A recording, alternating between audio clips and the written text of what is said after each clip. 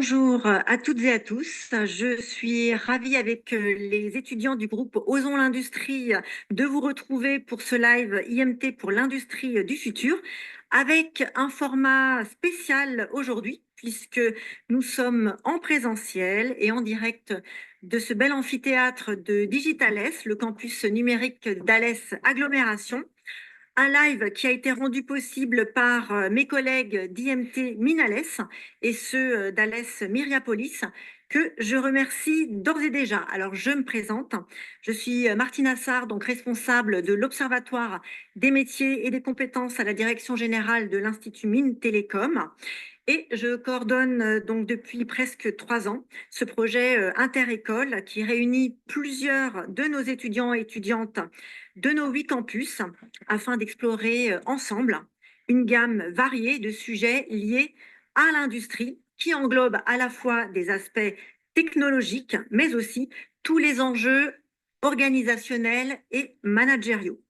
Alors, nous allons aborder aujourd'hui un sujet hautement important pour l'industrie, puisqu'il s'agit de la souveraineté industrielle et la sécurité nationale avec le défi de la défense. Un sujet qui nous questionne particulièrement aujourd'hui dans un contexte où la géopolitique fait que les relations se sont assez tendues, pour savoir comment concilier le développement d'une industrie de défense nationale souveraine avec les exigences de sécurité, d'indépendance technologique et les contraintes économiques également, dans ce contexte particulièrement tendu et crispé que nous vivons actuellement et dans le cadre également de transformation industrielle qui s'accélère. Alors avec moi aujourd'hui pour en parler, deux étudiants du groupe Osons l'industrie du futur qui vont se présenter. Inès, je te laisse déjà te présenter. À tous. Je m'appelle Inès Beradi, je suis en troisième année IMT Minales en informatique et réseau, spécialisation développement logiciel. Je suis une passionnée par les nouvelles technologies et spécialement et notamment dans le domaine de l'industrie, dont ma présence avec vous aujourd'hui. Je laisse Maxime se présenter. Bonjour à tous, merci d'être là cet après-midi. Je m'appelle Maxime, je suis en deuxième année d'école d'ingénieur à l'IMT Nord-Europe sur le campus de Douai en spécialité énergie et environnement. Inès, je te redonne la parole pour interroger notre première invité. Alors, on va juste présenter vite fait, Maxime, juste sommairement l'ensemble de nos invités. Et après, effectivement, Inès, tu pourras commencer à questionner notre première invitée. Alors, avec nous aujourd'hui, et nous les en remercions, donc Yvon Kermarek, qui est enseignant-chercheur à IMT Atlantique. Nous avons également avec nous Sébastien Palapra. Bonjour Sébastien, qui est responsable fonction intégration et validation missile chez MBDA France. Nous avons le plaisir d'accueillir également Frédéric Mu, qui est CIO de BA Solutions. Et également à distance avec nous aujourd'hui, nous avons donc Pierre Foulquier, qui représente la Direction générale de l'armement. Donc, avant de démarrer nos échanges, je voulais également vous rappeler que vous pouvez commencer à poser vos questions simplement sur le petit espace qui est au bas de votre écran, de manière à ce qu'en fin d'émission, nous puissions avoir le temps, avec nos invités, de répondre à vos différentes interrogations. Voilà, Inès, c'est à toi d'interroger notre première invitée.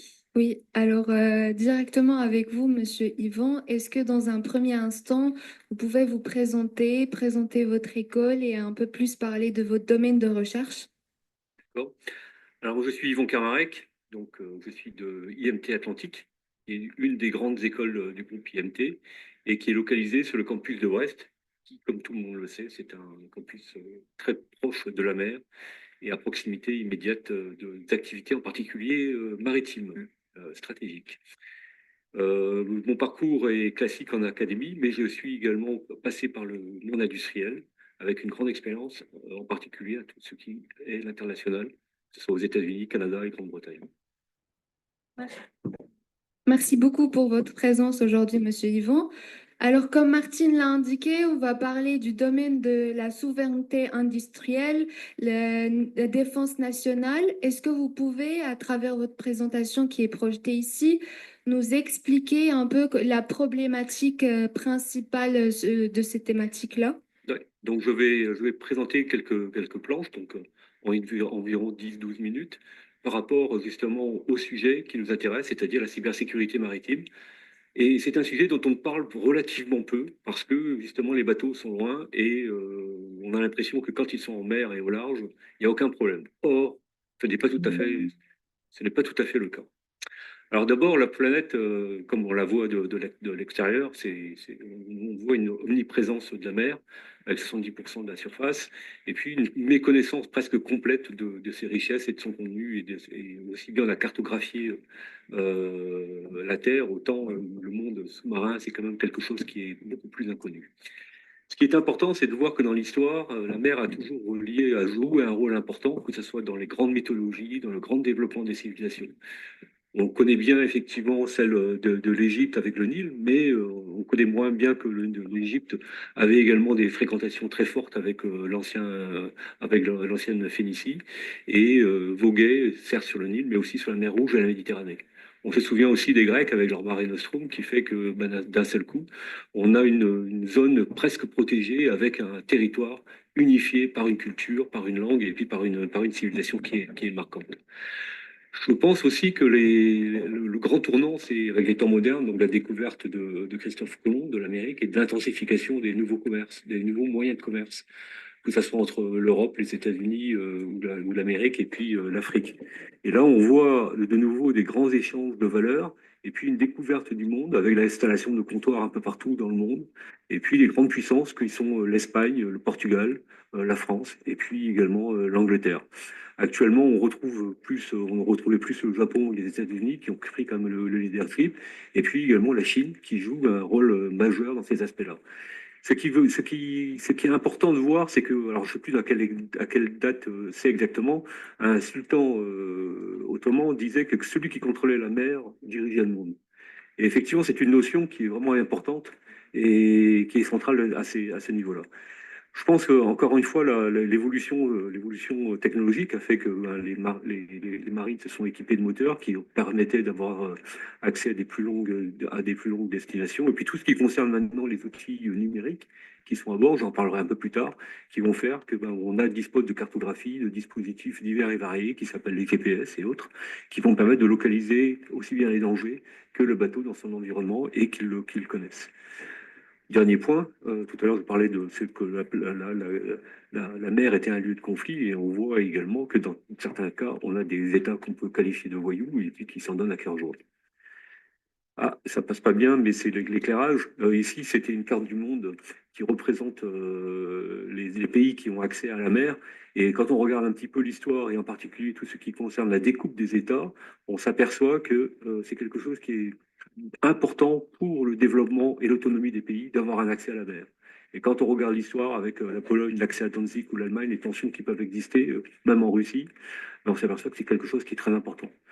J'ai donné ici également une carte par rapport au territoire français, donc sous la souveraineté de la France, qui nous permet d'avoir quand même une idée de l'étendue et de la surface à contrôler, et puis également des trésors et des ressources qui sont encore à explorer dans cette zone.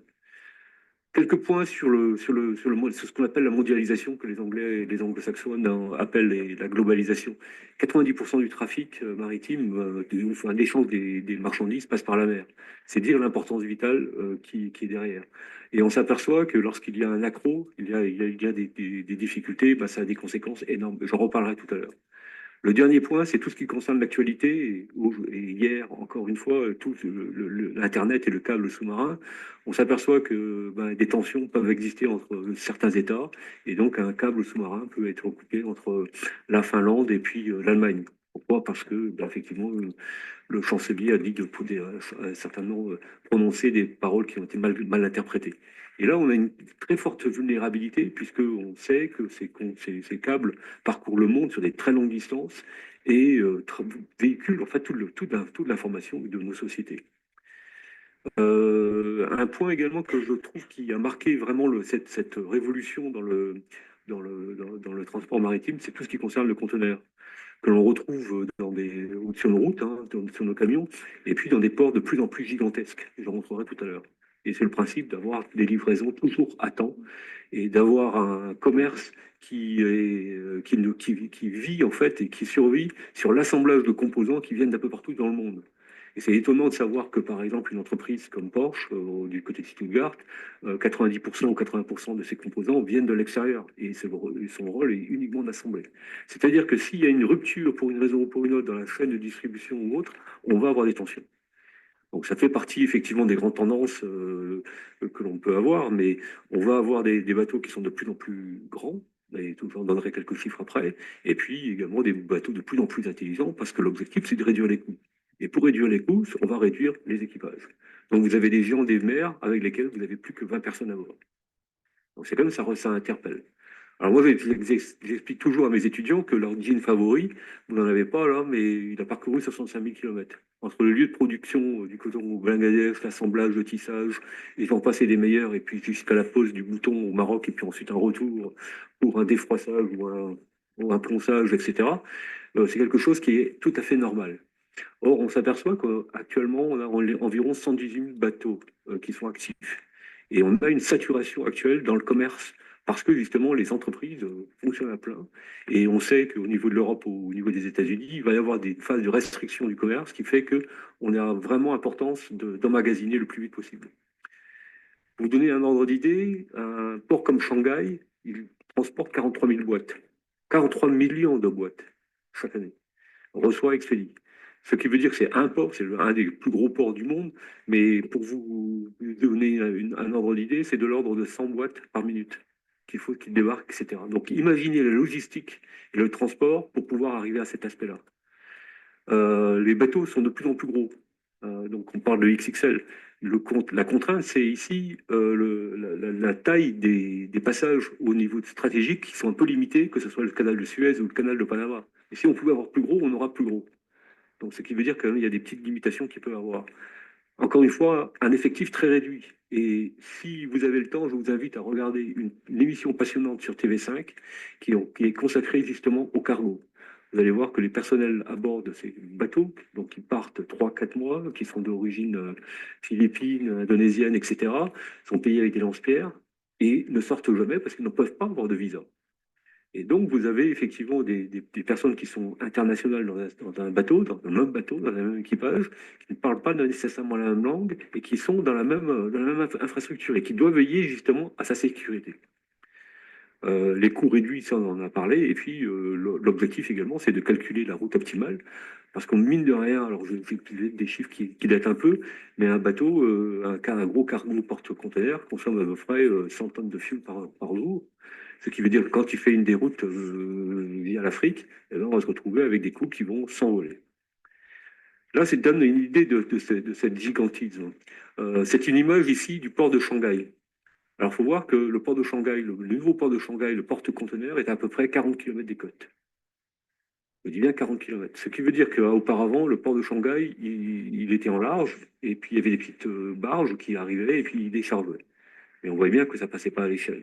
Là, il y avait au large de Shanghai, au large du delta, il y avait une île. Ils l'ont complètement arasée pour faire ce genre de choses. Et pour arriver à des exploits donc, de 47 millions, 43 millions de boîtes transportées chaque jour. Il faut voir aussi que derrière ça, il va y avoir des problèmes de logistique. Et encore une fois, vous avez 40 millions de boîtes et vous avez des ponts qui vont passer, qui vont être construits pour transporter ces différentes marchandises. Dernier point, c'est tout ce qui concerne les gros porte-conteneurs. Pourquoi je vous parle de ça? Parce qu'effectivement, le trafic maritime est en explosion. Et quand vous regardez les zones sensibles, on voit tout de suite les zones sensibles, avec ça c'est le marine traffic, à l'image de ce qu'on a avec Flight Radar. On a des zones très sensibles et très difficiles, en particulier d'être de Malacca. Les dernières statistiques que j'avais vues, c'était un bateau toutes les minutes. Donc vous imaginez les conséquences que cela peut avoir. Alors, les attaques cyber, c'est quoi?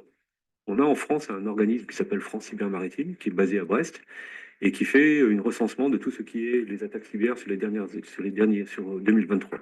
Et on se retrouve des attaques d'origine diverses, aussi bien très généralistes que venant d'États, donc les fameux États voyous, ou des États qui ont envie de détruire un autre.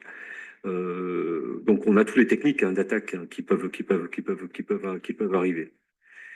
Ce que j'aime bien dans ce type de dessin, c'est que le pirate, il avait la vision gentille. Donc Astérix, les pirates qui se fait aborder, ou le Breton avec sa lanterne qui va faire attirer le bateau afin de le couler. Et on se retrouve avec la même thématique, avec des brouillages de GPS et des faux signaux que l'on va envoyer justement sur des bateaux ou vers les bateaux pour leur faire changer la route. Les pirates, maintenant, ils sont comme ça. Vous le faites depuis votre maison. Vous composez un malware ou un ransomware depuis chez vous, et puis vous le destinez à quelque chose. Il y a un événement comme qui est particulier, qui est majeur, c'est la drogue. Et les ressources et les narcotrafics et les narco-États sont quand même très puissants. Là, quelques exemples sont les trois exemples que vous montrez des impacts que ça peut avoir. Je pense que vous vous rappelez tous de ce bateau, le fameux Dali, un porte-conteneur qui est presque devenu fou.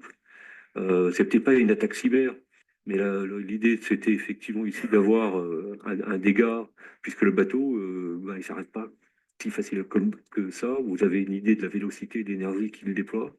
Et puis un bateau porte-conteneur bien chargé, ben voilà.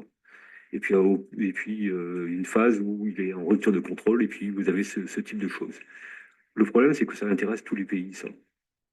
Que ce soit effectivement dans des villes comme Paris, où vous pouvez détruire des infrastructures, vous pouvez, avec ce genre d'armes par destination, vous pouvez également détruire un port pétrolier. Imaginez à proximité de la destruction du port de Fos, c'est foutu, hein, l'arrivée du gaz, celui de l'antifère, on sait que ça sera très difficile.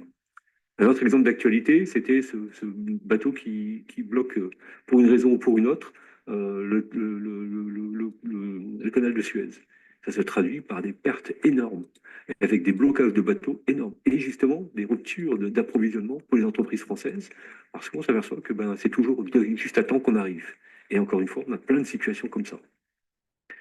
Un autre exemple, et là je pense que c'est quand même intéressant, c'est des bateaux militaires américains qui se retrouvent harponnés ou par des tiers. Ça veut dire que vous pouvez vous-même avoir tous les mécanismes de protection qu'il faut, mais si l'autre à côté ne l'a pas, si quelqu'un prend le contrôle, vous en avez ce genre de choses. Donc vous pouvez détruire des bateaux militaires sans aucune difficulté. Pour votre info et pour que ça soit très clair, on a ce genre d'événements qui se sont passés dans un port qui s'appelle celui de Singapour, et un port à Tokyo ou au Japon, je ne sais plus si c'est un trou, dans des zones particulièrement surveillées. C'est pas possible d'avoir des trucs comme ça. C'est pas raisonnable. Ça se traduit par des morts d'hommes et par des destructions de navires. Donc encore une fois, on a quelque chose qui est important, mais quand on regarde avec le contexte géostratégique, avec en particulier les amis de la Corée du Nord, on s'aperçoit qu'il y a des systèmes de tension. Et dernier point, c'est celui qui concerne la marine US, parce que c'est facile de taper dessus, mais on s'aperçoit qu'ils ne respectent même pas les règles du jeu. C'est-à-dire qu'on a découvert dernièrement que le personnel des officiers supérieurs disposait de moyens de connexion à Internet. Et donc ça, effectivement, c'est quelque chose qui change la donne. Donc des personnes militaires qui ne sont pas capables et qui ne reçoivent pas les moindres conseils et qui se connectent directement à Starlink, c'est quelque chose qui n'est pas acceptable. Merci beaucoup, Monsieur Yvon, pour cette présentation riche en informations. J'espère que les gens présents ainsi que les internautes ont des questions pour vous plus tard parce on doit passer à autre chose. Et donc directement, je donne la parole à Maxime qui va intervenir, notre prochain invité. Merci Inès. Monsieur Palapra, donc, vous êtes notre prochain invité. Vous êtes issu d'une longue carrière dans le secteur de la défense, d'abord au ministère des Armées, notamment en tant que commandant d'escadron, puis chez Dassault Aviation en tant qu'expert opérationnel, et enfin cadre chez MBDA. MBDA, je vous le rappelle, c'est un des leaders européens dans la conception de missiles dans l'industrie de l'armement. Est-ce que vous pouvez vous présenter, vous, ainsi que votre organisation? Oui, merci beaucoup. Donc, je suis Sébastien Palapra. En effet, j'ai une carrière qui est un peu particulière. Je ne suis pas j'ai pas le CV classique des cadres de chez MBDA, mais c'est pas grave du tout. Donc j'ai fait 22 ans dans l'armée de l'air. Je suis colonel et j'étais pilote de chasse. J'ai fait plusieurs postes, bien sûr, dans les armées, puisqu'on change très régulièrement.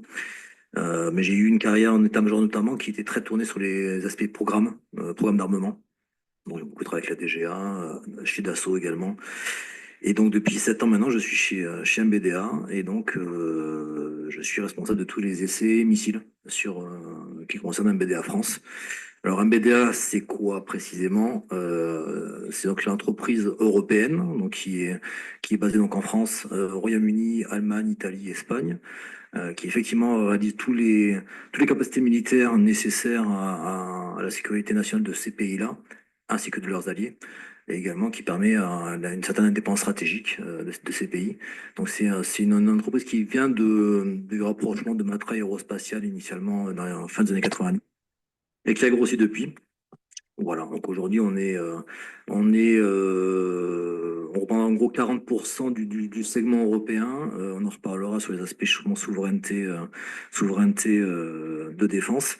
Et on est présent sur la totalité du segment défense nécessaire aux différentes armées, donc qu'elles soient terre, air, mer.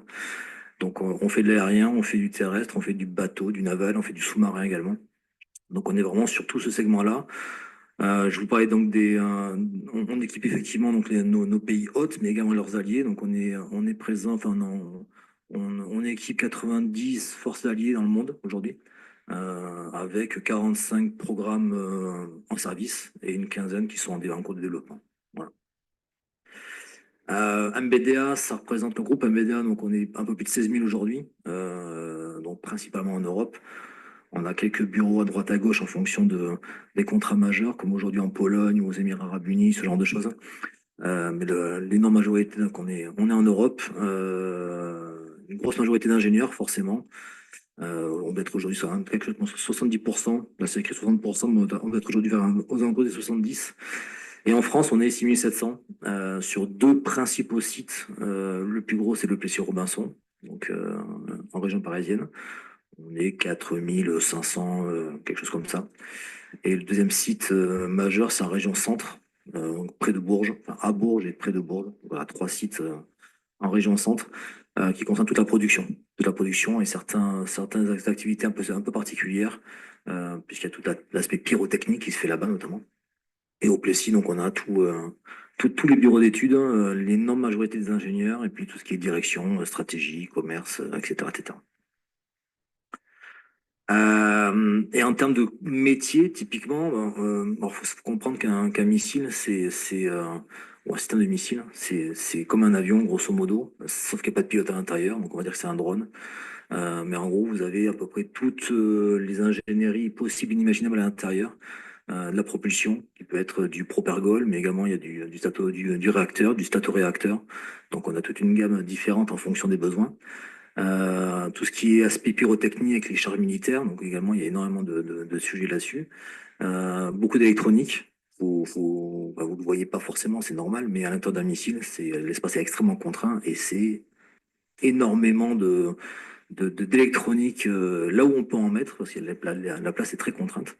Donc il y a beaucoup d'électronique, beaucoup de calculateurs, beaucoup d'algorithmes, il y a de l'IA. Donc voilà, il y a vraiment énormément de choses en termes d'ingénierie. Bon, ajouter à ça tous les capteurs, donc radar, optronique, etc., etc. Donc c'est un peu plus de 100 métiers hein, pour être capable de réaliser ce genre de système. Donc on offre la possibilité au plus grand nombre de venir nous rejoindre parce qu'on a beaucoup de métiers différents. Voilà. C'est parfait, merci beaucoup pour cette présentation. Donc on l'a vu, une entreprise internationale. Et en parlant d'international, on a vu ces tensions qui s'accumulaient au fil de ces dernières années. Est-ce que vous pouvez nous donner quelques chiffres pour qu'on comprenne un peu mieux les enjeux liés à la souveraineté industrielle, notamment donc dans le secteur de la défense et de la sécurité nationale? Alors, c'est vrai que dans ce domaine-là, en tout cas en France, on est extrêmement client de tout ce qui est souveraineté nationale, bien évidemment, puisque quand on parle de souveraineté à ce niveau-là, en termes de défense, on parle de liberté d'action, liberté de décision. Pour donner deux petits exemples, 2011, la Libye, les premiers à être intervenus, c'est les Français, en toute autonomie, parce qu'on avait tous les moyens, de A à Z, pour évaluer la situation, donc tout ce qui est renseignement, pour agir avec les avions, avec les armements, et toutes les capacités de décision avec le chef des armées qui est le président de la République, et puis tous ses conseillers proches militaires, etc., pour construire les plans. Donc on a tout fait en autonomie totale, parce qu'on est totalement souverain sur ce domaine-là. Notre exemple, c'est un peu plus ancien, c'est deuxième guerre du Golfe en 2003, où le président Chirac, avec nos moyens souverains, a dit ben non, il n'y a pas d'armes de destruction massive, donc la France n'ira pas, ne participera pas avec la coalition. Bon, l'histoire lui a donné raison, hein, mine de rien, mais voilà. Donc c'est pour vous montrer la souveraineté, c'est extrêmement important. Encore une fois, c'est la liberté de décision, liberté d'action.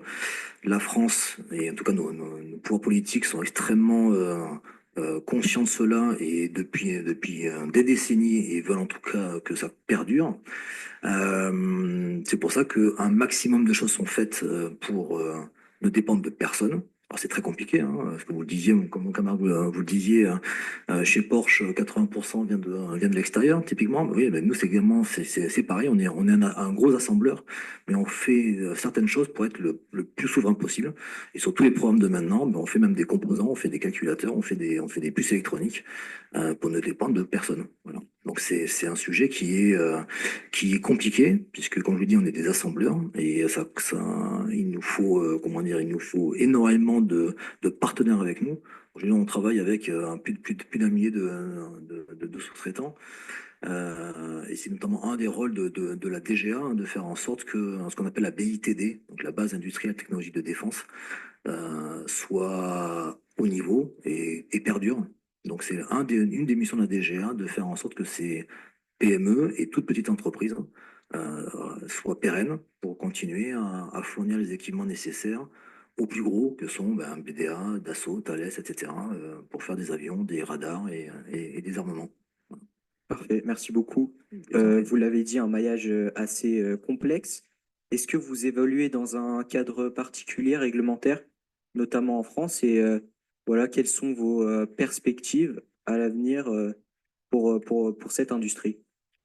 Alors le cadre, oui, il est complètement il est existant et c'est extrêmement cadré. Alors en France, la législation interdit tout ce qui est commerce d'armement, sauf dérogation. Toute l'industrie de défense française est sous dérogation de l'État français.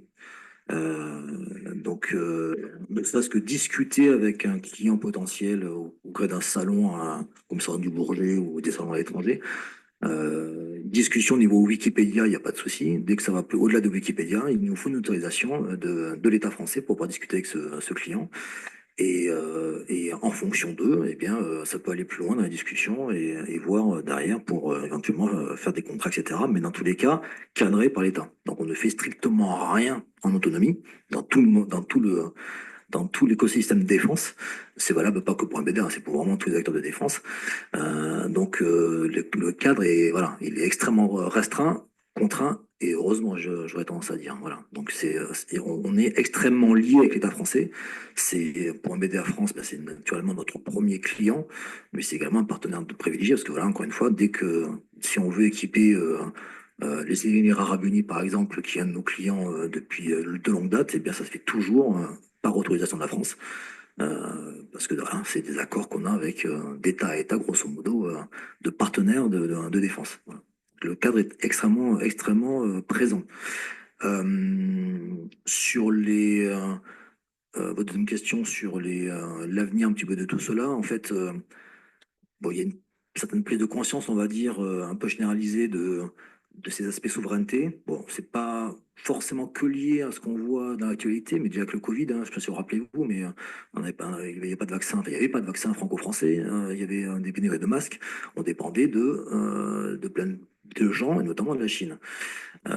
Donc cette prise de conscience, voilà, dans le commun des mortels, on va dire, est arrivée assez récemment déjà avec le Covid, et puis forcément aujourd'hui avec ce qui se passe en Ukraine notamment. C'est vrai que c'est assez prégnant. Très clairement, la France reste sur ses positions, il n'y a pas de problème par rapport à ça, sur les aspects souveraineté et faire en sorte que ça continue comme cela. Nos camarades européens ne sont pas forcément en droite ligne avec nous à ce niveau-là. Typiquement, comme je voulais vous montrer, un BDA, ça représente 40% du marché européen. La quasi-totalité du reste, c'est américain. Voilà. Donc, quand vous voyez dans le domaine aérien, typiquement, les F-35 envahissent l'Europe. Il y en a à peu près partout, sauf en France. Mais sinon, quasiment tous les autres pays sont équipés. Donc, il faut bien comprendre que quand vous êtes équipe américain, alors ce sont nos meilleurs amis, les Américains, il n'y a pas de souci. Mais en tout cas, la liberté d'action dépend du Congrès américain. Si la Belgique, demain, a envie d'envahir la France, par exemple, il faudra l'aval du Congrès américain. Voilà. Sinon, ils ne peuvent pas s'en servir. Voilà, c'est quand même une question de souveraineté majeure, hein. Voilà, c'est tout dépend où vous voulez mettre le curseur. Ben, en France, on le met chez nous, ben, les autres le mettent pas forcément chez eux. Voilà, donc il y a une différence un petit peu à ce niveau-là. On travaille beaucoup hein, pour que cette souveraineté devienne européenne. Donc, typiquement, on a des accords extrêmement forts avec le Royaume-Uni, par exemple, puisqu'on a de très longues dates, des façons de travailler dans le monde de la défense qui sont très ressemblantes, très similaires. On a des accords avec eux, typiquement les accords de Lancaster House, pour ceux qui connaissent, qui s'intéressent un petit peu à ces sujets. Ce sont des accords qui datent depuis 2010 de mémoire, qui se traduisent notamment par des renforcements chez MBDA, avec une organisation qu'on appelle One MBDA. On est totalement imbriqué avec eux et on est même mutuellement dépendants.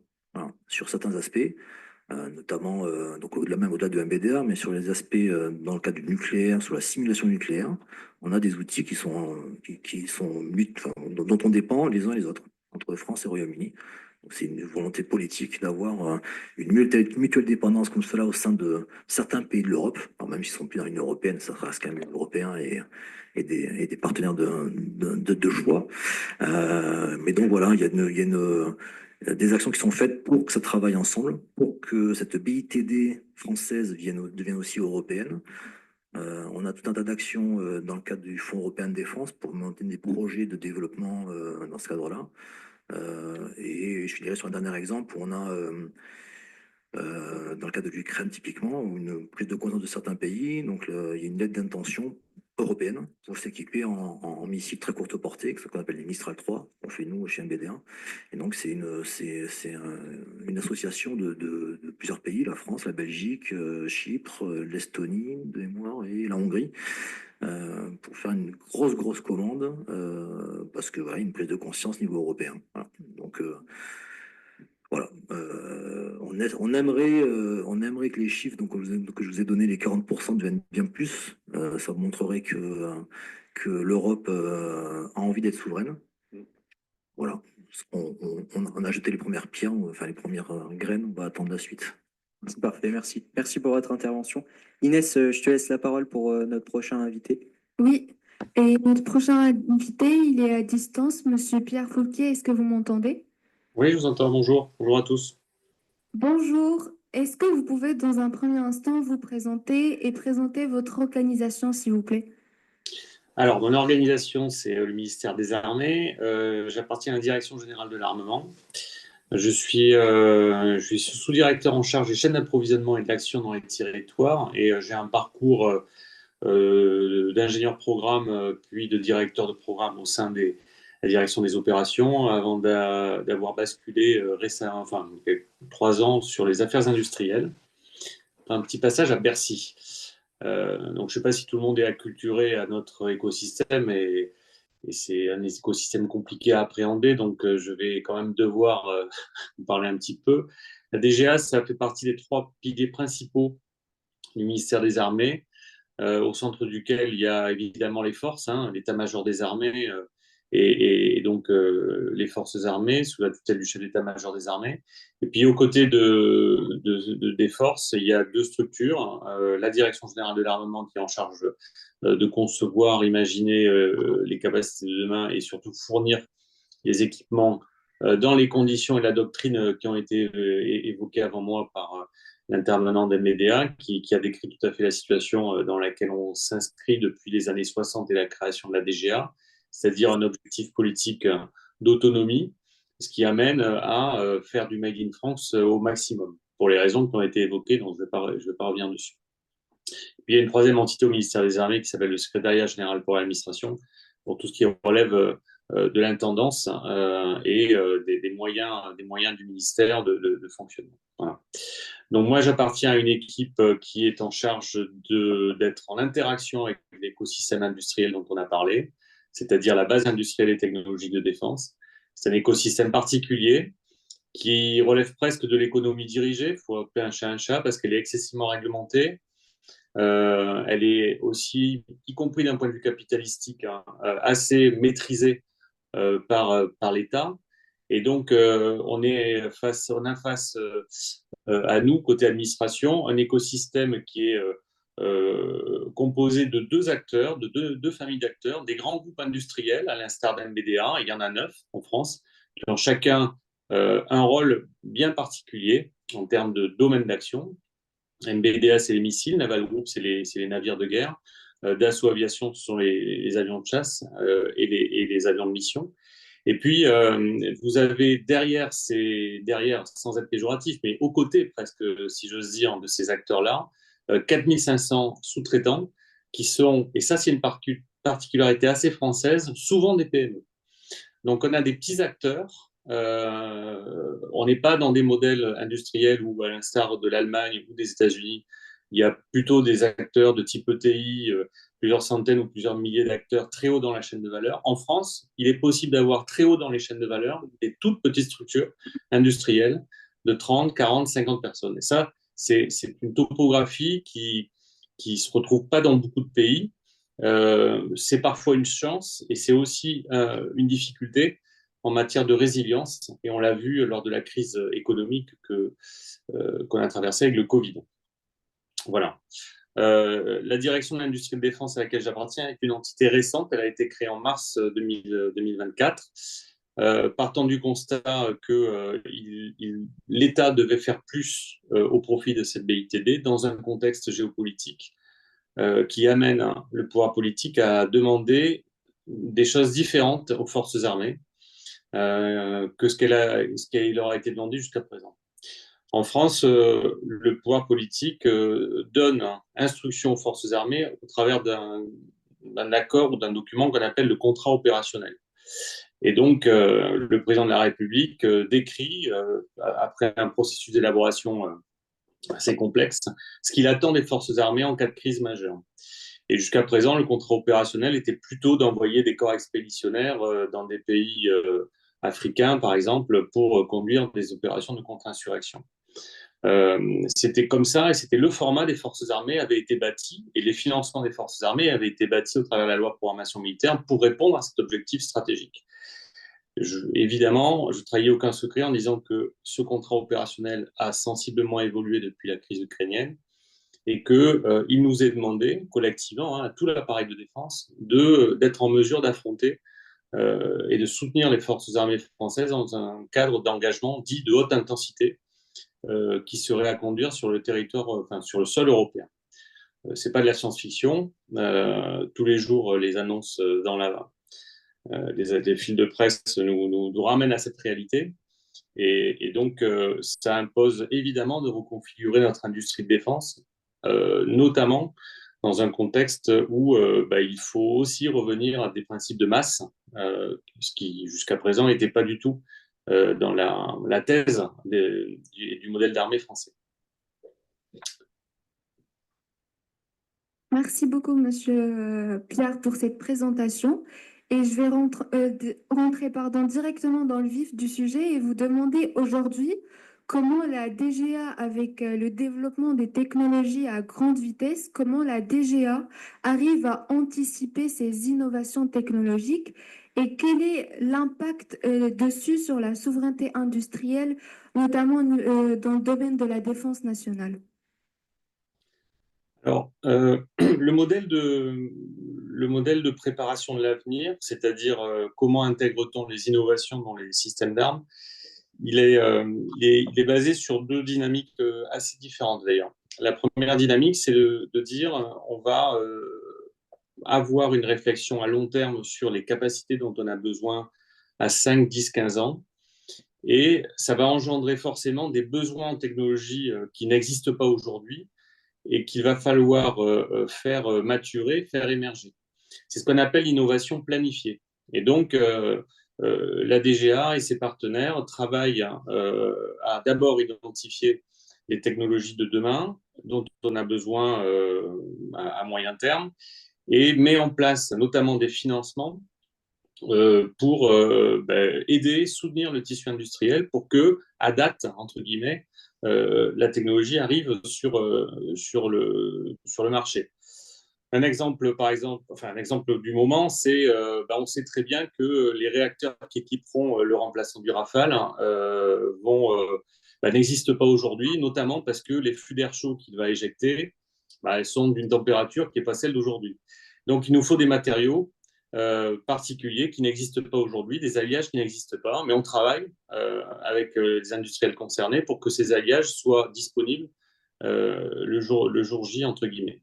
Ça, c'est du planifié et c'est un travail de longue haleine. Et puis, il y a l'innovation ouverte, c'est-à-dire saisir toutes les opportunités du marché pour que des choses qui sont à peu près sur étagère ou sur le point d'être sur étagère puissent être opportunément intégrées au profit de l'équipement des forces. Et c'est pour ça que l'on a créé il y a quelques années l'Agence Innovation de Défense, dont un des rôles principaux, c'est justement de faire ce sourcing en permanence et d'essayer d'organiser la rencontre entre des besoins capacitaires, c'est-à-dire ce qu'expriment les forces armées, des irritants ou des choses qui vraiment sont des manques, et puis ce que le marché, notamment le marché civil, peut proposer, parfois moyennant adaptation. Voilà. Donc, c'est comme ça que le ministère des Armées prépare ces innovations, et toujours dans un contexte où on essaye au maximum de privilégier le Made in France, hein, dit autrement, pour qu'on demeure souverain, y compris sur ces innovations. On n'y réussit pas toujours, il faut être aussi modeste avec ça, mais s'il y a un chiffre à donner, on a en volume financier 80% des équipements en dotation sont acquis sur la base d'équipements produits en France. Et donc, vous me direz, il reste 20%. Les 20% restants, c'est soit pour acquérir, soit pour entretenir des équipements qui ont été acquis à l'étranger. Mais ces 20% demeurent constants sur ces 15-20 dernières années. On est toujours sur quelque chose de constant. Il n'y a jamais eu, y compris en période de crise, d'inflation sur la tentation d'acquérir plus d'équipements à l'étranger. On reste sur 80% de Made in France, y compris sur les innovations. Merci. Et si on essaie un peu de se focaliser plus sur la partie industrielle, comment la DGA aujourd'hui et comment vous arrivez à répondre aux besoins industriels par rapport aux besoins de compétences et de main-d'œuvre dans toujours le domaine de la défense, bien sûr. Et Alors, si vous pouvez un peu plus élaborer en parlant de comment cette coopération se définit sur le terrain. alors, déjà, il faudrait peut-être juste rappeler ce que c'est que cette industrie. Euh, je vous ai dit tout à l'heure 9 grands industriels qui ont une dimension plus qu'européenne, hein. La plupart de ces 9 ont une dimension mondiale, hein. Il n'y a qu'à voir leur capacité à conquérir des marchés à l'export. Mais les 4500 entreprises dont je parlais, ça représente à peu près 210 000, 215 000 emplois qui sont difficiles à délocaliser. Pourquoi ils sont difficiles à délocaliser, quand bien même on le souhaiterait, c'est que le savoir-faire des ouvriers, notamment des cols bleus qui sont au fin fond d'une entreprise qui fait de la mécanique de précision dans la Creuse et qui est la seule en capacité de fournir des pièces dont la tolérance est acceptable pour le montage sur un Rafale, et ça c'est compliqué, y compris si on le souhaite encore une fois, à acquérir et à avoir un centre d'expertise de tel niveau à l'étranger. Donc c'est pour ça qu'on dit difficilement délocalisable, c'est que vraiment le délai de formation d'un bon col bleu est quelque chose qu'il faut vraiment intégrer, ou de la même manière un soudeur, C'est plusieurs années avant d'arriver à un soudeur qui est capable de souder une coque de sous-marin, par exemple. Et donc, il y a un enjeu RH dans cette base industrielle et technologique de défense qui est colossal. Il y a un enjeu de fidélisation, d'attractivité, et c'est heureux de s'adresser aujourd'hui à un public de jeunes parce qu'il y a effectivement énormément de place à prendre dans ce secteur-là, parce qu'il y a le renouvellement des générations. Et puis, il y a une maturation des personnels, que ce soit des cols blancs, des ingénieurs ou des cols bleus, parce qu'il faut acquérir un niveau d'expertise, en tout cas, il y a des attentes très fortes en matière de tolérance, notamment.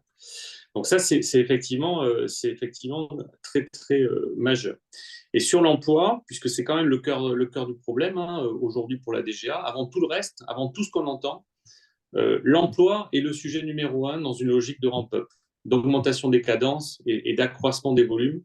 Ça ne sert à rien d'imaginer de rénover, d'injecter de l'argent dans l'appareil industriel ou de rénover des machines si vous n'avez personne à mettre derrière un tour numérique ou derrière des PC pour faire des calculs ou des simulations. Donc ça, c'est un vrai sujet. Et aujourd'hui, on vient juste de terminer une enquête sur les besoins court et moyen terme en compétences auprès de la BITD.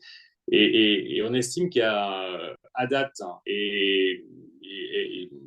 à date, il y a 10 000 postes ouverts aujourd'hui dans la BITD. C'est colossal. On s'est focalisé sur les sous-traitants en plus dans notre enquête. Et c'était essentiel pour nous de disposer de cette cartographie qui s'est achevée là. Et maintenant, on va en tirer des conséquences. Alors, qu'est-ce qu'on va faire? On a signé lors du salon Rhône-Aval 2024 un contrat, enfin pas un contrat, pardon, une convention de collaboration avec France Travail, qui est la structure qui remplace Pôle emploi. Et France Travail, il y a énormément de pression de la part du pouvoir politique pour améliorer son efficience en faveur des industries, de toutes les industries.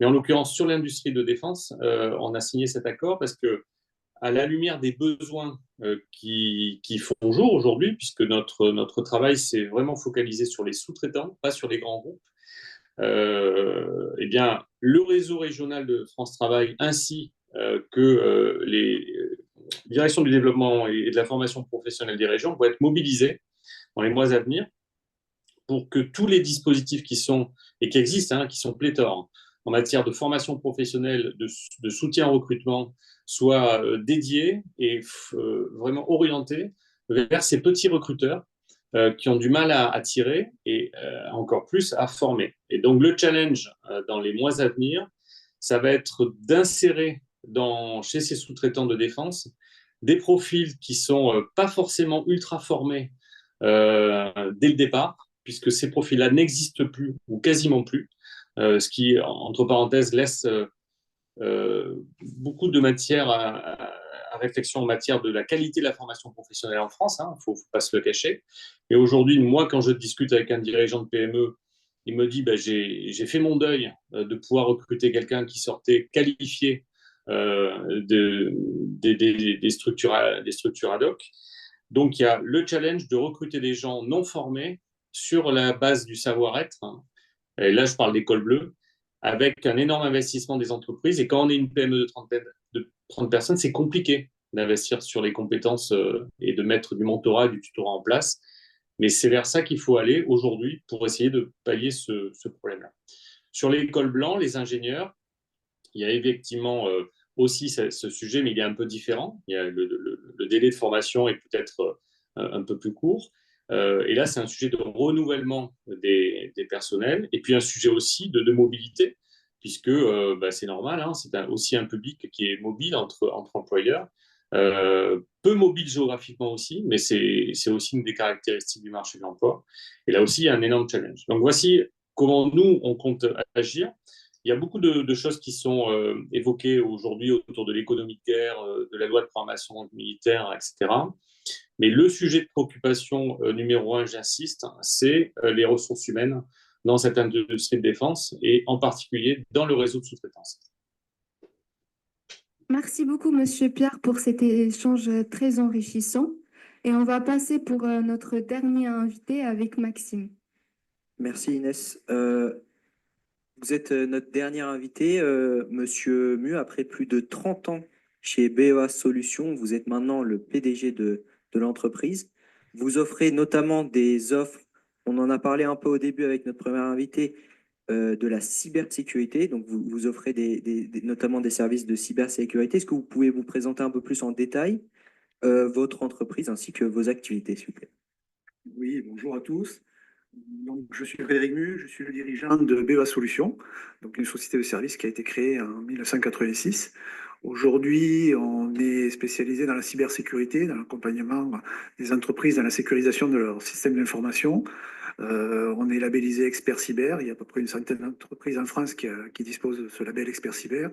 On est également référencé par l'ANSSI, l'Agence nationale de sécurité des systèmes d'information, en tant que prestataire de terrain pour accompagner nos clients et les collectivités et comptes publics sur les territoires en termes de sécurité.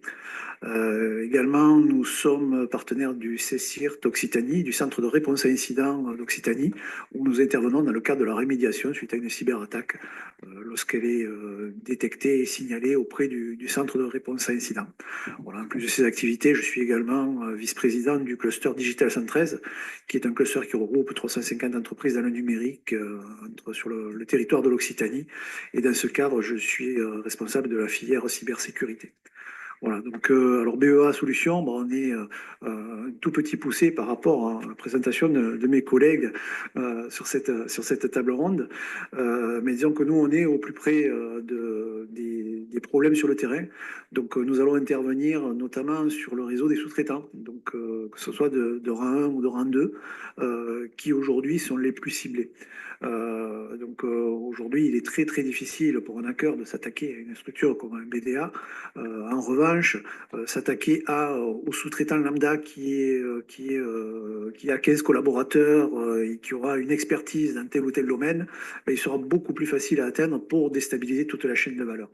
Donc notre savoir-faire est justement d'intervenir à la fois en amont, sur des opérations d'audit, de consulting, d'accompagnement, notamment certains qui sont financés tout au parti par BPI, le BPI France, qui nous a retenus dans le cadre d'appel à projet pour justement amener ces prestations de services au plus près sur les territoires, auprès des PME et des ETI.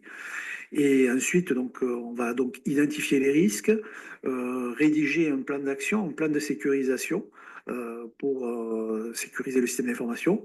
Et puis derrière, on va être en capacité de mettre en œuvre les protections, qu'elles soient organisationnelles ou techniques, pour justement sécuriser le système. Voilà. In fine, bon, j'ai déjà parlé de l'activité de réponse à incident. Donc là, on est plutôt en mode pompier, donc c'est plus délicat, c'est souvent dans la panique et quelquefois c'est très très dur de redémarrer le système s'il n'y a pas eu un travail amont de la part de la PME. Et puis, in fine, on va aussi faire de la sensibilisation et au bout du bout, réaliser des exercices de crise cyber de façon à vérifier cette fois d'un point de vue organisationnel si toute l'entreprise est organisée pour répondre à une crise, non pas sur l'aspect technique, parce que le plan de reprise d'activité aujourd'hui est quelque chose d'assez commun et mis en place assez facilement d'un point de vue technique dans les entreprises, mais de savoir éprouver ce plan de réponse à incident et de savoir comment les collaborateurs vont réagir s'il y a une crise cyber au sein de l'établissement. Et là, sous forme d'un serious game, on va réaliser ça et vérifier si tout est conforme. Donc voilà, on intervient de A à Z auprès des PME et ETI, principalement régionales, mais aussi au niveau du territoire national, avec certains comptes nationaux. Parfait, merci beaucoup. Est-ce que vous auriez un peu des chiffres sur la cybersécurité, sur une attaque, un exemple pour qu'on puisse un peu mieux comprendre voilà, ce domaine qui peut être complexe aux yeux de certaines personnes? Alors les chiffres, certains sont marquants, comme si on peut dire par exemple plus de 250% d'augmentation des attaques depuis 2021. Donc ça, ce sont des chiffres qui émanent de l'ANSSI. Un autre qui est très marquant, c'est une entreprise qui subit une cyberattaque avérée avec coupure, arrêt de l'activité. Au bout de 18 mois, il y en a 60% qui s'en relèvent pas et qui mettent la clé sous la porte. Donc ça, c'est des faits et c'est factuel. Donc pourquoi il est très difficile de redémarrer après une cyberattaque? Ben, il y a une cascade d'événements qui se produisent les uns derrière les autres, qui rendent la reprise d'activité et le redémarrage très très compliqué. D'abord, l'arrêt d'activité va faire une perte d'exploitation énorme, donc les PME ont besoin de cash pour pouvoir fonctionner, et si elles ne produisent plus, ben, elles ne rentrent plus de chiffre d'affaires, elles ne rentrent plus, et donc c'est un cycle infernal qui les font petit à petit s'enfoncer. Au-delà de ça, ça implique un retard énorme dans la production, et le tout, lorsqu'on reprend l'activité, ben, il va falloir récupérer tout l'arriéré, tout ce qui n'a pas été fait, tout le retard. Donc ça va être de la perte de clients, ça va être de la perte de confiance, de la remise en question des contrats qui ont été passés. Et donc également, il y a un autre aspect, c'est le volet social. Se prendre de plein fouet une cyberattaque, ça va déstabiliser les équipes. Il y a beaucoup de collaborateurs qui vont quitter la société parce que ben, c'est insurmontable pour eux de reprendre ce surcroît de travail. Et puis il y a vraiment une perte de confiance qui se met en place. Et donc tout ça mis bout à bout fait que ben, il y a énormément de sociétés qui ne se relèvent pas d'une cyberattaque. Donc le maître mot, c'est de savoir préparer en amont, pas se dire est-ce qu'on va être attaqué, mais se dire si le jour où on sera attaqué, est-ce qu'on sera prêt, est-ce qu'on aura anticipé tous les risques auxquels on est exposé. Parfait, merci beaucoup. Est-ce que peut-être vous auriez une perspective à l'avenir dans ce domaine-là? Est-ce que les attaques vont continuer? Vous avez dit une augmentation de 250%, c'est ça, depuis 2021. Est-ce que c'est une tendance qui, pour vous, va continuer à aller à la hausse ou au contraire, ça va peut-être baisser au fur et à mesure? Alors, on est parti pour une hausse des attaques. Là, il ne faut pas se le cacher. Aujourd'hui, le numérique, il y a deux types d'attaques. On va dire, pour les classer peut-être par deux grandes familles. Des attaques qui vont avoir plutôt pour vocation de déstabiliser l'économie, de s'attaquer justement à la souveraineté de notre État. Alors là, ce sont des attaques qui sont fomentées par des États. Manipulés par je dirais des cyberattaquants, hein, c'est clair, des mafieux qui sont à la commande, mais financés par des États. Donc là, on va retrouver tous les États méchants qu'on a évoqués, mais il y a aussi certains États gentils qui ne se privent pas de déstabiliser nos économies. Donc des partenaires peuvent très facilement lancer une série d'attaques pour déstabiliser l'économie. Donc ça, c'est un premier volet. Il y aura toujours, vu le contexte géopolitique actuel, l'instabilité qu'on connaît, ben, cette partie-là ne va pas diminuer. Donc on va la subir de plus en plus. À côté de cela, il y a tout le volet mafieux des cyberattaques, puisque c'est un business qui aujourd'hui rapporte énormément d'argent, qui est peu risqué donc, par rapport aux autres activités criminelles. Donc là aussi, il y a un phénomène de croissance des attaques et un commerce qui s'est instauré, puisqu'aujourd'hui sur le Darknet, on peut acheter clé en main des attaques qu'un simple néophyte peut mettre en œuvre très facilement, acheter une liste de comptes usurpés, un virus préactivé et lancer son attaque clé en main en suivant un tuto qu'il a acheté sur le Dark Web. Donc aujourd'hui, on n'est pas parti pour avoir une diminution du nombre d'attaques. Là où on peut jouer une carte, c'est dans la prévention, c'est dans l'organisation. Donc là, il y a des actions qui sont menées. Je parlais tout à l'heure de BPI France. BPI France qui se porte caution pour les prêts bancaires auprès des entreprises, se retrouve dans la situation à devoir payer des cautions, rembourser des prêts auprès des banques suite à des entreprises qui sont défaillantes suite à des cyberattaques. Donc ils ont investi un peu plus d'argent sur de la prévention en s'appuyant sur un réseau d'entreprises comme un BEA, par exemple, pour réaliser des coachings en cybersécurité. Donc, ces opérations qui sont gratuites, qui permettent d'amener de l'acculturation auprès des collaborateurs sur la cybersécurité, de les accompagner pour les faire monter en compétences. Et ces actions-là sont entièrement financées par BPI, donc on ne coûte rien auprès des PME qui se mettent dans ce dispositif-là. Également, pour ceux qui veulent aller plus loin, on va réaliser des audits avec rédaction d'un plan de sécurisation, 8 jours d'experts qui vont vraiment creuser les les sensibilités du système d'information, et ces opérations-là sont financées à 50%. Donc tout ça pour dire qu'il y a des actions qui sont menées au niveau de l'État, il y a des fonds France Relance qui sont mobilisés pour la sécurité, donc il y a une prise de conscience de la nécessité de sécurité des systèmes d'information. Là où on manque je dirais de volonté, c'est peut-être une méconnaissance des chefs d'entreprise du risque cyber, ou plutôt une minimisation du risque cyber, et donc à traiter ça peut-être après tout le reste, puisque l'urgence pour une PME, c'est de décrocher des clients, de décrocher des marchés, de faire rentrer du chiffre d'affaires, et pas nécessairement de se protéger sur le risque cyber, parce qu'il n'y a pas encore une vraie conscience de toute la chaîne et toutes les conséquences qu'il peut y avoir sur l'entreprise. Voilà, donc et là, c'est notre rôle aussi d'agir en amont pour faire des opérations de sensibilisation, comme on fait aujourd'hui autour de cette table ronde, pour essayer de faire comprendre qu'il est important de se mobiliser, d'intervenir au plus tôt et de se préparer à l'éventualité d'une cyberattaque. Parfait, merci beaucoup. On a terminé avec les questions. Peut-être on passe avec les questions des internautes, s'il y en a. Absolument. Alors moi, j'avais juste, avant de prendre les questions des internautes, une question à poser à Pierre Foulquier. Vous avez évoqué donc le chiffre d'un besoin de 10 000 postes à pourvoir. Est-ce que pour tous ceux qui nous regardent, vous avez des précisions sur les niveaux de qualification, par exemple, qui sont concernés par ce volume de postes à pourvoir, et également s'il y a des liens qui peuvent être consultés pour pouvoir connaître un petit peu les détails de ces postes à pourvoir pour ou nos élèves ingénieurs ou d'autres personnes qui nous regardent et qui auraient envie de connaître un petit peu le détail de ces besoins. Qu'est-ce que vous pouvez nous donner en plus comme précision? Alors déjà, sur la méthodologie, on a un lien parfois privilégié avec certains sous-traitants critiques, hein, mais de manière générale, les 4500 entreprises dont je parlais tout à l'heure, elles sont suivies.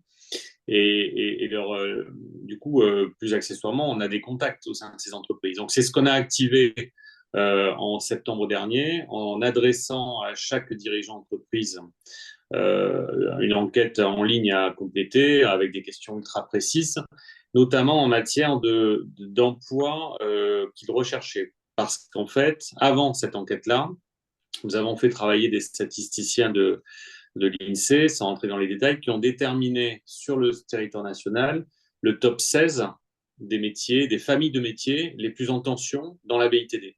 Et c'est sur la base de ce top 16 que nous avons interrogé les dirigeants de PME. Donc, les métiers, en col blanc, il s'agit d'ingénieurs, typiquement des ingénieurs bureaux d'études, en matière typiquement d'aérostructure. En matière de cyber, on a plutôt dans l'électronique embarquée énormément de demandes aussi. Et sur les cols bleus, on est plutôt sur des opérateurs de machines numériques, et puis il y a aussi des familles de métiers plus basiques, si j'ose dire. Tout ce qui travaille aussi, tous les acteurs qui travaillent le métal. On a aussi toute une série que ce soit en tôlerie, en mécanique de précision, on a beaucoup de besoins comme ça. Le côté frustrant aujourd'hui, et vous l'avez presque souligné dans votre question, c'est qu'il n'existe pas de bourse d'emploi unifiée sur du style la BITD recrute.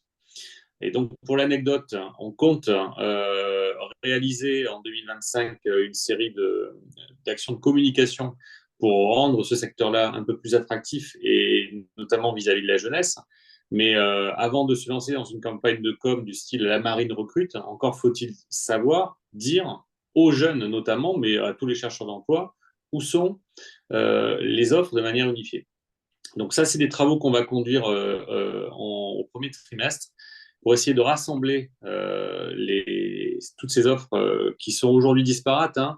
Mais si j'étais aujourd'hui un jeune chercheur d'emploi qui voudrait trouver une place dans la base industrielle et technologique de défense, je regarderais en priorité les sites des 3 groupements professionnels GIFAS, GICAN, GICAT, notamment parce qu'ils ont fait cet exercice de fédération des offres d'emploi. Le GICAT, notamment, a fait beaucoup de travail, ainsi que ceux des clusters Primus et Eden, qui sont des clusters de PME de défense, et Primus étant basé en Occitanie. C'est un acteur aussi avec lequel on travaille beaucoup et tous ces acteurs-là sont intéressants parce qu'ils jouent le rôle de fédérateur. Mais notre ambition, c'est bien de mettre en place un endroit, un stock unique de toutes les opportunités dans la BITD. Ouais. Merci beaucoup, Pierre. Et oui, Yvon. Alors moi, je peux donner un complément aussi par rapport à la formation en général et à l'emploi. Il y a l'APEC, donc l'Agence pour l'emploi des cadres, qui fait des synthèses très précises, très documentées. Et en particulier, il y en a une sur la cybersécurité. Parce que nous, on a lancé à IMT Atlantique des nouvelles formations et on devait faire un état des lieux et un état des besoins. Et justement, il y a une description des offres. Je fais référence également à 2 documents très précis, un de l'ANSSI, et l'autre, ce qu'on appelle le référentiel métier du pôle d'excellence cyber, donc le PEC, qui permet de décrire les différentes missions, les différents métiers, et qui sont également très informatifs pour les jeunes. Alors, ce que je dis, parce que j'étais également impliqué dans la formation continue, ce que je dis aux étudiants qui suivent, aux personnes qui suivent ces formations, c'est que, hélas, dans nos domaines, on va devoir apprendre tout au long de la vie. C'est-à-dire que vous sortez 23, 25 ans d'une formation, mais pas de bol, les choses changent très vite et il faut se tenir au courant de toute l'actualité. Et donc, ça veut dire se former, s'auto-former, suivre. Il y a plein de diversités, mais également penser à des cours et des formations diverses et variées. Et on continue toute la vie. Et on continue. Absolument. Et concrètement, pour les autour des PME, sur les grands groupes, hein, vous tapez le nom du grand groupe recrutement et puis vous avez accès au site de chacun. Vous avez toutes les offres d'emploi, de stage et d'apprentissage qui sont proposées. Parce qu'MBDA, en plus, est en pleine aussi campagne de recrutement. Ah oui, Vous avez enfin, des besoins énormes également. En 5 ans, on a fait plus de 30% sur les effectifs. Cette année 2023, on a fait plus de 1000 personnes. 2024, c'est plus de 1500. En France, hein, je parle qu'en France. Hein. Donc, c'est énorme. Voilà, donc il y a de la place. Il y a de quoi faire, c'est clair. Alors, comme vous avez la parole, Sébastien, il y a une question qui nous demande comment garantir l'indépendance technologique dans les secteurs clés de la défense face aux dépendances justement extérieures dont vous parliez dans votre intervention. Ce n'est pas simple. Non. C'est clairement pas simple. Mon confrère de la DGA en a parlé également. C'est un travail, on va dire, collectif. Hein. Les 9 majeurs, on va dire, ont une responsabilité majeure justement parce que voilà, on a une taille qui fait que on peut se permettre d'influer. La DGA a un grand rôle également là-dedans. Mais c'est réellement collectivement que on a des savoir-faire français. Faut pas en rougir. Dans le monde de la défense, de l'aéronautique, du maritime, on n'a strictement pas à rougir vis-à-vis des plus grands compétiteurs dans le monde. Mais il faut l'entretenir. Donc voilà, il y a des moments où certaines PME et même des TPE se portent pas très bien, mais il faut être capable de leur venir à l'aide, enfin donc de faire éventuellement des commandes des commandes auprès d'eux sans avoir des commandes étatiques par exemple. Et de faire en sorte qu'ils aient du travail, qu'ils soient capables d'avoir de l'argent tout simplement pour pouvoir survivre. Donc c'est un travail collectif, une responsabilité vraiment collective. Ce n'est vraiment pas simple. Un autre aspect également, c'est que ça c'est par rapport à ce qui existe, mais technologiquement parlant, on avance également beaucoup et sur des pans qu'on ne maîtrise pas encore aujourd'hui. Donc il y a des pans techno qu'on cherche à développer. Donc on crée justement cette valeur. Et donc, on crée cette valeur en France. Donc, on incite les chercheurs, différentes entreprises à innover dans certains sujets pour que demain soit la pépite sur laquelle on va s'appuyer pour les produits futurs. Il y a ce travail sur ce qui existe aujourd'hui, mais également ce qui va exister demain. Et donc, il y a de l'innovation, il y a du développement, de la recherche. Donc, il y a beaucoup de partenariats. Et encore une fois, c'est un travail, une responsabilité qui est réellement collective. Merci Sébastien. Nous avons également une question sur, qui sera peut-être plus particulièrement adressée à Pierre Foulquier, sur quelles mesures sont prises pour assurer la résilience des chaînes d'approvisionnement en temps de crise ou de guerre. Yvon, vous en aviez fait référence dans les blocages et du canal de Suez et du canal de Panama plus dernièrement. Comment effectivement, voilà, quelles mesures prendre pour justement ne pas être tributaire de ces chaînes d'approvisionnement qui peuvent, à un moment ou à un autre, ben, se bloquer et du coup bloquer aussi l'activité et des activités sensibles. Alors, il y a deux aspects dans votre question, parce que la résilience, ça commence tout bêtement par être capable d'encaisser les coûts. Et on évoquait tout à l'heure les sujets de la cyber. Notre préoccupation aujourd'hui, c'est la cyber plus la sécurité physique des petits établissements industriels.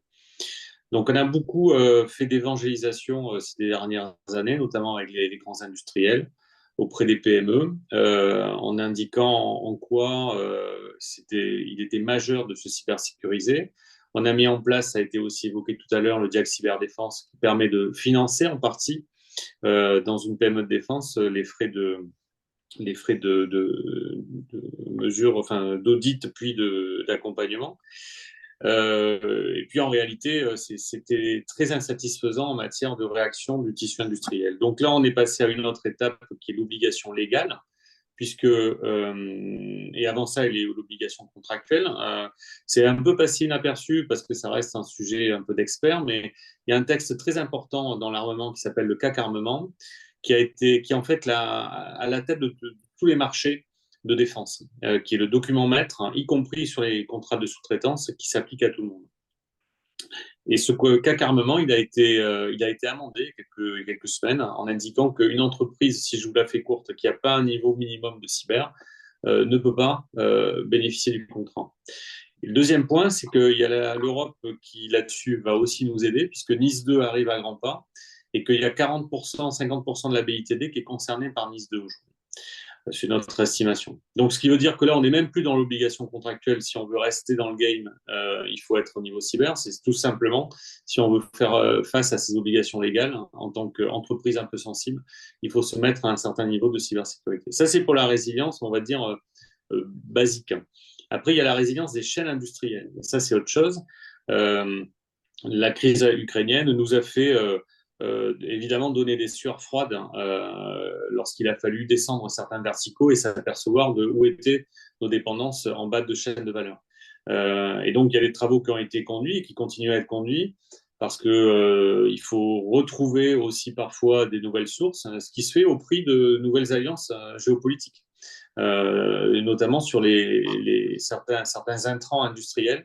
Et ça, c'est pas simple, hein. C'est du temps long. Et on n'est plus là dans du crash programme. Donc, c'est aussi un travail qui est en cours, hein, et sur certains sujets, on a comblé des brèches, hein, ou en tout cas modifié des sources de manière à ce qu'elles soient plus tolérables. Et puis, il y en a d'autres, le travail est toujours en cours. Et puis, il y a un autre acteur qui est majeur dans tout ça, c'est que sur certains intrants industriels, rien ne pourra être fait sans l'Europe. On est trop petit, nous n'avons pas la masse critique, hein, aujourd'hui pour relocaliser certaines sources. Je pense en particulier à tout ce qui gravite autour de la microélectronique ou des microprocesseurs. Et donc ça, c'est un troisième temps dans la manœuvre où il faut absolument qu'il y ait un effort collectif parce que les investissements sont colossaux. Merci beaucoup. Je Oui, me permettrais d'ajouter allez-y. un petit point en complément. C'est que jusqu'à présent, on était sur une logique vraiment de temps de paix. Donc, en gros, l'industrie de défense française est organisée d'une certaine manière et fonctionnait, on va dire, à la commande, simplement, voilà. Aujourd'hui, on est sur une économie de guerre, comme ça a été annoncé poétiquement, etc. Donc la logique change un petit peu, et typiquement, concrètement, comment ça se concrétise, typiquement chez nous, mais chez d'autres aussi, mais c'est des logiques de stock qui ne traitaient pas avant. Donc typiquement, aujourd'hui, BD était parmi les premiers, mais il y en a d'autres également, hein, qui nous ont rejoints, à faire des stocks de matières premières, pour pas manquer justement, si jamais des flux maritimes ou autres s'arrêtent, eh bien, on est au moins les matériaux premiers pour pouvoir fabriquer les systèmes qu'on doit faire, des composants et tout ce qui est pièces de rechange, dans le but premier de sécuriser l'approvisionnement des forces armées françaises. Voilà. Ça, c'est ce Mais qui est les fait. stocks, c'est un coût aussi. Ah ben bien sûr, voilà. C'est pour ça que c'est une autre échelle aujourd'hui d'économie de guerre, effectivement. Ça a un coût, bien sûr. C'est des investissements en interne. Donc, on reste une entreprise privée, donc c'est pas simple non plus. Ça a un coût de stockage, d'investissement propre. Mais voilà, c'est une volonté, c'est une responsabilité collective, encore une fois, comme je l'ai dit. Donc, c'est Le important. stock n'est plus un gros mot. Ça Voilà. fait très longtemps, mais le stock n'est plus un gros mot dans notre secteur. Vu le contexte, effectivement, on comprend. Mais alors, du coup, moi, ça me fait aussi penser que vous l'avez évoqué un petit peu tous les deux aussi dans le contexte un peu national qui est le nôtre. On voit quand même qu'on a des budgets contraints et limités. Comment gérer ces priorités nouvelles de défense avec en face des budgets contraints? C'est une question à poser à nos politiques, ça. C'est- Mais bon, en vous entendant en tant que Alors, citoyen aussi, c'est ce que... oui, voilà, Voilà. il y a une prise de conscience, voilà, il faut que ça se concrétise après. Clairement, quand on regarde effectivement de l'autre côté, côté russe, au-delà des investissements, mais la part du PIB qui est mise dans l'industrie de défense, bon, on n'est pas du tout sur le même rapport Vous pouvez d'échelle. nous rappeler le nôtre, comme ça au moins ça permet. Bah, l'engagement, c'est être à 2% du PIB par rapport aux normes otaniennes. Bon, ce que l'on sait. Ouais. On est à 2,1 là. 2,1, mais quand un pays en guerre, on tourne à 35-40. Voilà. Ah oui. La Russie, c'est la classe 30 plus, donc on n'est pas tout à fait sur la même échelle. Bon, on n'est pas en guerre comme la Russie, attention aussi, mais quand même, c'est pas en claquant des doigts en tout cas que ça peut, enfin, là, ça prend du temps. Donc il y a de l'investissement qui est fait. Là, typiquement, encore une fois, enfin, nous concernant chez MBDA, 2023-2030, c'est 1 milliard d'euros qu'on met en investissement pour augmenter les cadences, pour augmenter tout le type de production qui est à Bourges. Donc, enfin, la moitié de ces 5 milliards, ça va concerner l'outil de production à Bourges. Mais c'est pas en claquant des doigts que ça se fait. C'est sur des années. Il faut de la place. Donc, bon, on sait qu'à Bourges, bon, il y a quand même pas mal de verdure encore. Donc, voilà, c'est pas la guerre des mètres carrés, ça va. Mais comme l'a dit très justement Pierre Fouquier, il faut des RH aussi. Et c'est pas en claquant des doigts qu'on est capable de former des ouvriers, des techniciens, des intégrateurs, etc. Ça prend du temps. Voilà. Donc, on se prépare. Voilà, ça prend du temps. Voilà, faut pas que ça dégénère demain. Non. Ben, nous sommes arrivés donc au terme de ce live et donc je vous remercie vraiment infiniment pour vos interventions qui, je pense, ont contribué à nous faire en tout cas prendre conscience de certaines réalités. Vous l'avez dit, on vit encore en temps de paix, donc on n'a pas forcément, même si on allume nos écrans et on voit ce qui se passe ailleurs, je pense qu'on n'a pas forcément de la dimension, enfin une prise de conscience de la dimension peut-être qui est la nôtre, si le contexte devait évoluer. Et grâce à vous, je pense qu'on a changer un petit peu quand même nos regards et aussi une meilleure compréhension des différents enjeux. Donc, merci beaucoup pour en tout cas ces contributions. Merci à nos deux étudiants d'avoir joué le jeu et d'avoir pu vous solliciter en vous questionnant. Et pour finir, un grand merci également à mes collègues d'IMT Minales, sans qui nous n'aurions pas pu faire ce live en format hybride, et aux collègues également de Myriapolis et de Digitales qui nous ont superbement bien accueillis ici. Il faudra qu'on renouvelle peut-être à l'occasion l'expérience sur d'autres sujets. En tout cas, un grand merci à vous tous. Normalement, si la technique marche, eh bien, un replay devrait être disponible dès demain. Et donc, je vous donne aussi rendez-vous avec nos étudiants du groupe Ozon le 19 décembre prochain pour un nouveau live qui aura pour sujet investir dans l'industrie, les opportunités et les défis de la mondialisation. Voilà, donc rendez-vous le 19 décembre. Merci à vous de nous avoir suivis et à très bientôt. Au revoir.